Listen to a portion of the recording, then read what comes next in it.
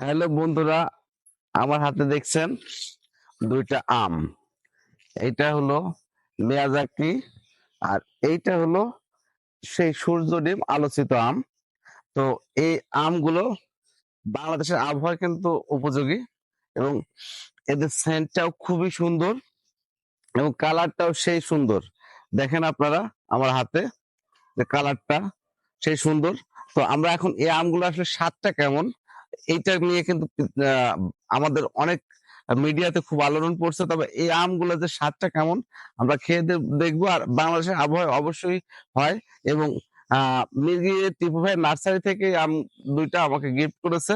তো আমরা এখন খেয়ে দেখবো কেমন স্বাদ। আপনারা কিন্তু সঙ্গেই থাকবেন। সো আমরা এখন শুরু করছি।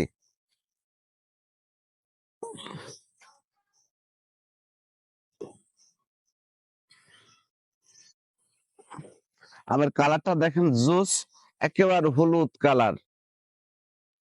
তো আমরা এখন খেয়ে দেখবো আসলে এই আমগুলোর স্বাদটা কেমন।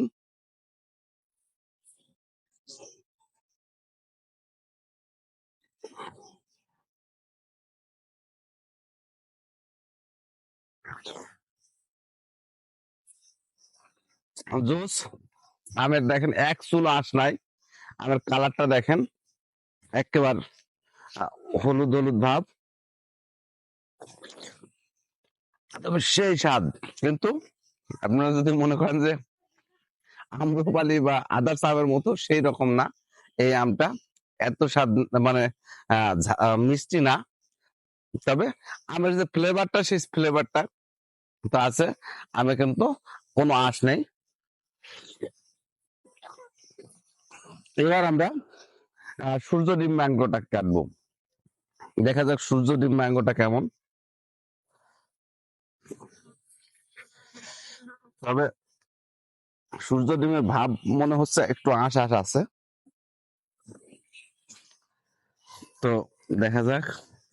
এই যে এইটারও কিন্তু সেম কালার, কালার কিন্তু একেবারে সেম, হলুদ।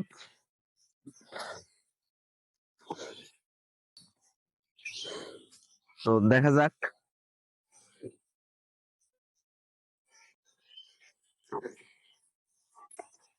হালকা টক টক মিষ্টি মিষ্টি। তবে সেম, প্রায় সেম কালার এবং স্বাদটা সেমই। তো আপনারা যদি এমনি শৌখিন ভাবে চাষ করেন, তাহলে এই আমগুলো চাষ করতে পারবেন, চাষ করবেন। যদিও যেহেতু বাণিজ্যিক ভাবে আমাদের এলাকায় খুব কম হয়, তাই বাণিজ্যিক ভাবে চাষ আহ না করাটাই ভালো আমার মনে হয়।